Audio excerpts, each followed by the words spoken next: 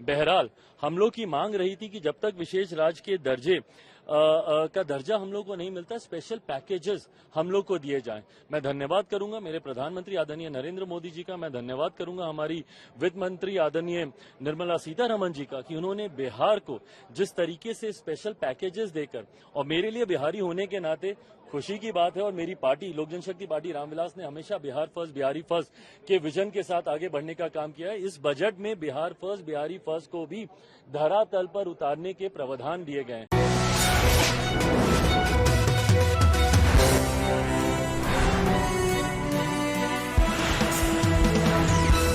देखिए, जो लोग इस बात का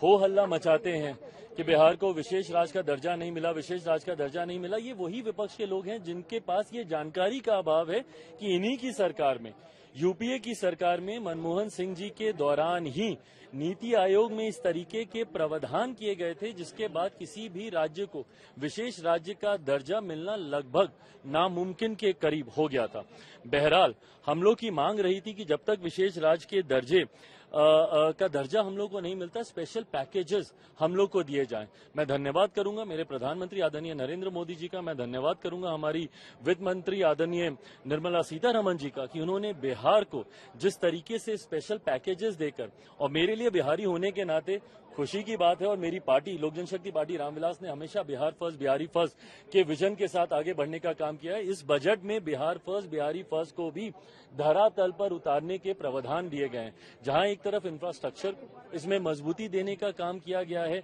वहां पे ब्रिजेस बना के, वहां पे क्या कहते हैं मेडिकल कॉलेजेस की बात हो, वहां पे एयरपोर्ट्स की बात हो, तो जहां एक तरफ बिहार के इंफ्रास्ट्रक्चर को मजबूत किया गया है, वहीं वहां की अर्थव्यवस्था को मजबूत देने के लिए वहां पे अलग अलग राज्यों में गया हो, राजगीर हो, अलग अलग राज्यों में जिस तरीके से टूरिज्म को भी वहां पे बढ़ावा देने के लिए प्रावधान किए गए हैं, जिस तरीके से बाढ़ की एक बहुत बड़ी समस्या जिससे हम लोग हमेशा दशकों से हम लोग परेशान रहे हैं, उसके भी समाधान का जिक्र इस बजट में किया गया है। तो मैं मानता हूं बिहारियों के लिए ये बहुत खुशी की बात है, और पूरी बिहार की जनता प्रधानमंत्री जी का धन्यवाद करेगी। बट ओवरऑल भी अगर इस बजट को देखा जाए तो पूरी तरीके से समावेशी बजट है। पिछले 10 सालों में भारत की अर्थव्यवस्था, एक मजबूत अर्थव्यवस्था का लाभ हमारे समाज के हर वर्ग को मिले, युवाओं को मिले, महिलाओं को मिले, किसानों को मिले, मध्य वर्ग के लोगों को मिले, इस बात का ध्यान भी इस बजट में रखा गया है। मैं मानता हूं कि एक बजट,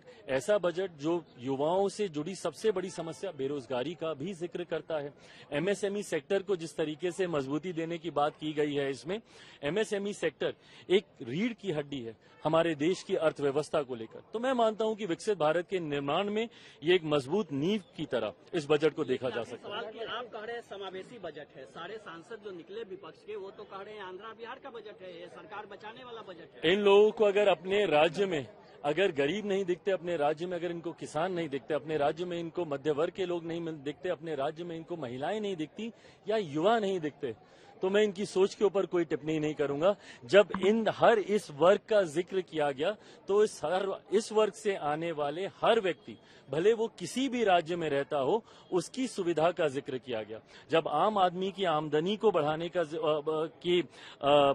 बचाव को, जो वो बचत करता है, उसको बढ़ाने का जिक्र किया, तो ये हर राज्य के व्यक्ति का जिक्र किया गया। पर अगर इसमें उनको उनके राज्य का जिक्र नहीं दिखता तो ये उनकी